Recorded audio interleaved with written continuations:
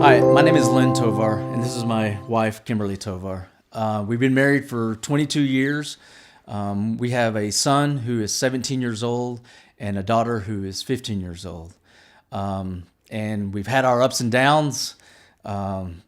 Marriage is not easy, but when you have God as part of your three strands, it makes it easier when you're going through those difficult times, that you see no out.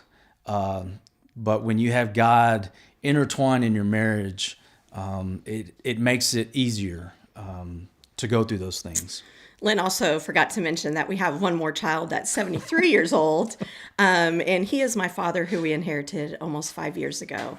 He has dementia, and it was something we never planned as a married couple. We knew, as we're the oldest in both our families, and so we knew one day we were going to be taking care of our parents, but not while we were raising our own children. Yeah. And so that was a huge obstacle that we took on. It was difficult our first 2 years, just trying to balance it out with having my dad, but also raising our two kids together. And so, but through it all, God really was showing us, we seeked him through these hard times. Be it praying, be it how do we take this on? We tried to put him in a facility. It didn't work out. God really put on our hearts, we need to bring him back home, and I think of that scripture of honoring your parents. And I just took on I've got to honor my dad. I need to take care of him. No one else is going to take care of him in the state that he's in right now. Because he is young. He was young when he was diagnosed with this. And so being that sandwich generation is definitely a new thing that is occurring, and a lot of families are having to deal with in marriages, and it's definitely not something that you're ever prepared for. We have multiple stories that we could share. One that really stands out of how does this work in your family to take care of somebody like this? It's including everybody in the process, speaking, talking, communicating to each other what you're feeling, how are you dealing with this? Because it was very challenging for our marriage.